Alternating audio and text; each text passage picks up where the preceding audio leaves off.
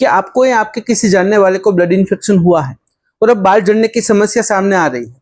क्या इन दोनों चीजों का आपस में कोई कनेक्शन है? आज की इस वीडियो में हम विस्तार से समझेंगे कि सेप्सिस यानी कि ब्लड इन्फेक्शन के बाद बाल झड़ने क्यों लगते हैं, इसके पीछे कौन कौन से कारण हो सकते हैं और इससे कैसे बचाव किया जा सकता है। तो आइए बिना देरी किए आज की वीडियो की शुरुआत करते हैं। सेप्सिस या ब्लड इन्फेक्शन के संदर्भ में लोगों के मन में एक सवाल जरूर आता है कि क्या सेप्सिस यानी कि ब्लड इन्फेक्शन के बाद बाल झड़ने लगते हैं कि नहीं। इसका सीधा जवाब है जी हाँ। सेप्सिस यानी कि ब्लड इन्फेक्शन के बाद लगभग 2 से 3 महीनों के बाद बाल झड़ने लगते हैं। हाँ, लेकिन ये जो प्रक्रिया होती है वो हर किसी के लिए नहीं होती। बाल झड़ने की जो प्रक्रिया है, जो परेशानी है, हर व्यक्ति की प्रकृति पर डिपेंड होती है, उनकी तासीर पर डिपेंड होती है। सेप्सिस यानी ब्लड इन्फेक्शन के बाद बाल झड़ने के पीछे कई सारे कारण होते हैं, जिनमें से कुछ प्रमुख कारणों के बारे में आज की वीडियो में हम बात करेंगे। उसमें सबसे पहला प्रमुख कारण है टेलोजन इफ्लूवियम, TE। सेप्सिस के बाद शरीर एक बड़े तनाव से गुजरता है। इस तनाव के कारण बालों की प्राकृतिक साइकिल डिस्टर्ब हो जाती है। बालों की जड़ें ग्रोथ फेज से निकलकर रेस्टिंग फेज यानी कि टेलोजन में पहुंच जाती है। 2 से 3 महीने बाद अचानक बाल झड़ने लगते हैं। तो ये पहला कारण हो जाता है। दूसरा कारण हो जाता है मेडिकेशंस यानी कि दवाइयों का असर। सेप्सिस के इलाज में दी जाने वाली कुछ दवाइयां जैसे कि एंटीबायोटिक्स, स्टेरॉइड्स, एंटीफंगल्स बालों की जड़ों को नुकसान पहुंचा सकती है।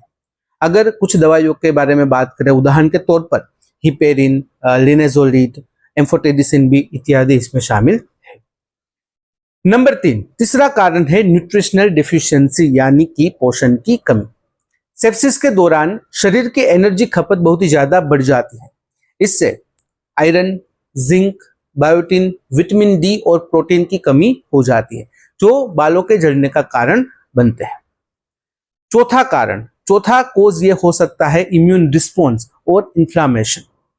शरीर में साइटोकाइन्स नामक केमिकल रिलीज होते हैं जो इन्फ्लामेशन यानी कि सूजन को बढ़ाते हैं और बालों की जो ग्रोथ है वो रुक जाती है।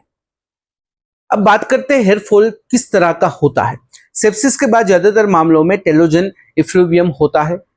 इसमें पूरे सिर के बाल झड़ते हैं, जिसे हम डिफ्यूज हेयर लॉस कहते हैं। पेचिस नहीं बनते, कंघी करते वक्त, नहाते समय ज्यादा बाल गिरते हैं, बाल पतले हो जाते हैं, लेकिन ये स्थायी नहीं होता, टेम्पररी होता है, लेकिन इस पर ध्यान देने की जरूरत होती है। अब सवाल आता है कि हेयरफॉल कब शुरू होता है। सेप्सिस के 2 से 3 महीने बाद हेयरफॉल शुरू होता है। पीक हेयरफॉल 3 से 4 महीने में होता है। रिकवरी में 6 से 9 महीने लग सकते हैं। अगर सही पोषण और देखभाल की जाए तो बाल वापस आने की संभावना ज्यादा होती है। अब जरूरी सवाल कि डॉक्टर से कब मिलना चाहिए। अगर आपको लग रहा है कि रोज 100 से ज्यादा बाल झड़ रहे हैं, बाल बहुत ही ज्यादा पतले हो गए हैं, 4 महीने से लगातार हेयरफॉल हो रहा है, रुक ही नहीं रहा, थकान, वजन कम होना है, फिर हार्मोन संबंधित लक्षण दिखाई दे रहे हैं, तो ऐसे में आपको डर्मेटोलॉजिस्ट से जरूर मिलना चाहिए, कंसल्ट करना चाहिए और उनकी सलाह के अनुसार कुछ जरूरी टेस्ट करवाए, जैसे कि CBC, serum ferritin, iron profile, thyroid function test, vitamin D, vitamin B12, zinc test, scalp examination इत्यादि। अगर बात करें इलाज और घरेलू उपाय की, तो उसमें एक है मेडिकल ट्रीटमेंट, जिसके अंतर्गत आप मल्टीविटामिन सप्लीमेंट्स ले सकते हो। अगर बायोटिन की कमी है तो फिर आप रोजाना बायोटिन ले सकते हो। आयरन और जिंक की गोलियां ले सकते हो। मिनोक्सिडिल लोशन का इस्तेमाल कर सकते हो, लेकिन सिर्फ डॉक्टर की सलाह के अनुसार ही। आप डाइट में क्या शामिल कर सकते हो?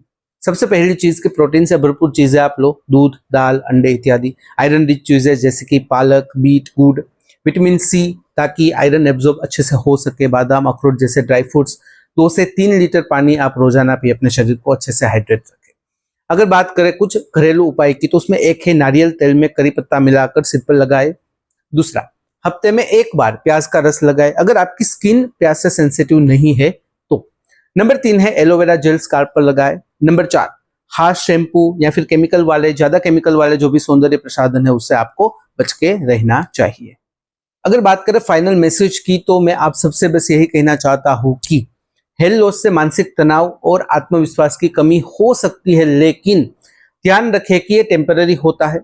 सेप्सिस एक बहुत ही बड़ा झटका है हमारे शरीर के लिए और रिकवरी में समय लगता है। योग, मेडिटेशन, अच्छी नींद और पॉजिटिव सोच से हेयर रिग्रोथ में मदद मिलती है। अगर इस वीडियो से रिलेटेड कोई भी सवाल है कमेंट में आप बेझिझक पूछ सकते हो। कमेंट में अगर आप अनकंफर्टेबल हो डायरेक्टली मुझे मेल कर सकते हो qa.hm@gmail.com पर।